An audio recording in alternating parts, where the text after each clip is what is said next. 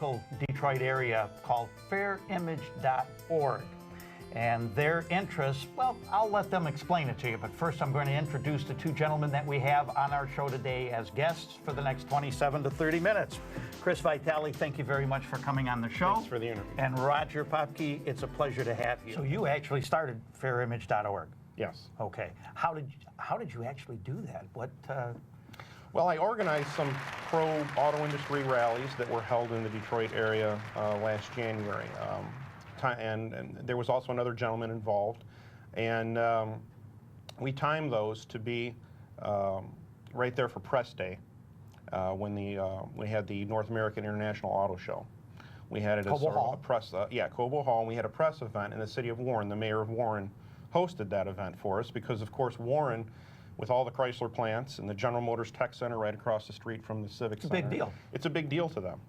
But it's a big deal to everyone, John. I don't know if everybody out there realizes across the country that the much maligned Rust Belt of Michigan, Illinois, Indiana, Ohio, all these states are net contributors to the federal budget. We don't get back what we put in. We get about 80 cents on the dollar. And the new economy states and the automotive South, they're actually, they take from the economy. So for every tax dollar that they put in, they get about $1.40 back. So if you get rid of the people that are putting 80 cents and putting in $1 and getting back 80 cents, who's going to fund this country once we're gone? I mean, that's our tax base. Somebody needs to stick up for it. You've gotten some pretty good ink on this too. I've seen you on a number of local publications, and certainly that has helped a little bit for you. We're getting some ink. I'd like to say we get a little bit more local ink. Unfortunately, I've had some members of the media say to me directly, the points that you're trying to make are above the heads of our audience, and I mean that's insulting. I don't look down on an audience like that. So, you know, that's one thing that makes me grateful you're willing to do this show with us. Thank you. But nationally, we've contributed to some articles in USA Today. I've been quoted in Wall Street Journal, and America Online, which is, you know, an online portal site, wanted to do an article about trade policy, and they came to us. And not only was I able to give them a lot of the facts and the figures and the numbers, but I could actually, because he's a member of our group, we have someone that's retired from Ford Motor Company that did all of the quality control for vehicles that were sent to Japan and interacted directly with the president of Ford Motor Company Japan. And he was able to give this author a real earful about what it's like to try to do business in Japan. Okay, so you got some good ink, you got things rocking and rolling. Roger, how did you get involved with FairImage.org? Chris and I have been active locally. Chris asked me to come on board. Since I've been in the automotive field for about 12 years, and on the supplier side, we've been hit really hard. I've been seeing the demise of the supplier side for more than 25, 30 years. All these tool die shops, gone. A lot of these tool supplier companies also gone, or bought out by foreign competitors. So I've been seeing the demise long before this all hit, and now we see today what's going on. This is not a fight group. This is a fair image group to put out what's reality in the automotive industry, let alone other industries that are being lost in the United States. Actually, I don't want it just to focus on the automobile industry. I mean, that's where my particular area of expertise lays. But, you know, if someone sees this with a connection to someone in the furniture industry in North Carolina, by all means, get in touch with us. Because we know you guys are taking it on the chin, too. Major appliances. Whirlpool, exactly. RCA. You know, go to Home Depot and try to buy a refrigerator that's made in this country. It's actually become cheaper now to ship 25 cubic feet of empty space from China and sell it at Home Depot than it is to build it in America.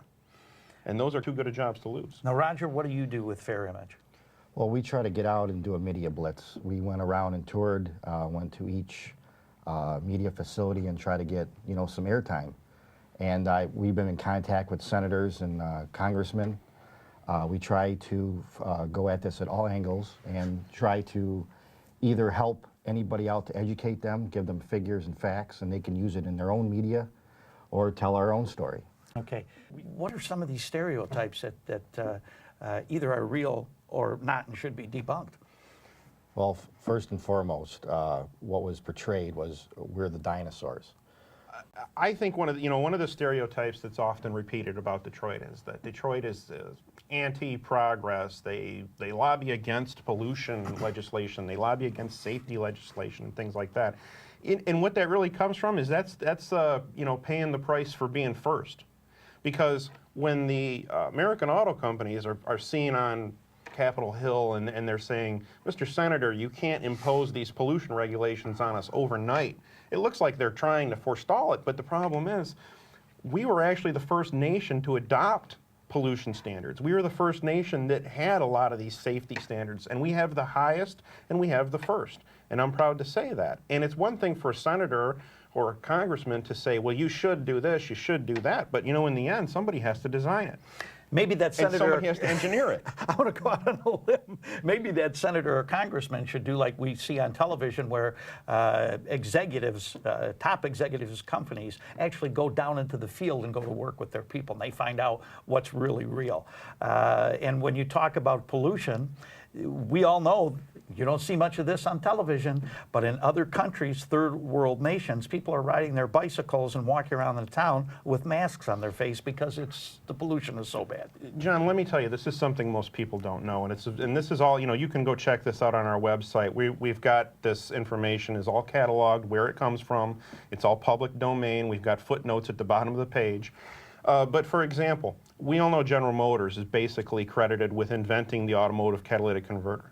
And that removes 98% of the toxins from auto exhaust at its peak efficiency. That's a General Motors innovation. They're credited with it. In the early 70s, you've got Chrysler had leadership on electronic engine controls. And, they were probably advanced along too soon. But the point is, that's formed the basis for everything that's under the hood of any car, whether it's a Toyota, a Nissan, a Mercedes.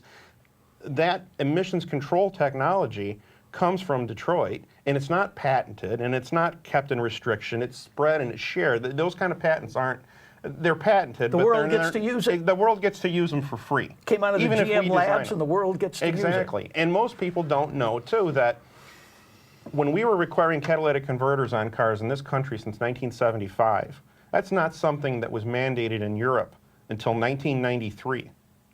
Okay, so that means for 18 years, if they wanted to sell a car here, they had to equip it with a catalytic converter. But in their home markets, even though they knew how to do it, they didn't do it. Exactly. And we're labeled as the dinosaurs, and we're the ones polluting the earth, and people just don't know these facts. Let's go into another side here. What do you think is the biggest problem facing the automotive industry? Well, I would say probably one of the biggest and most obvious ones is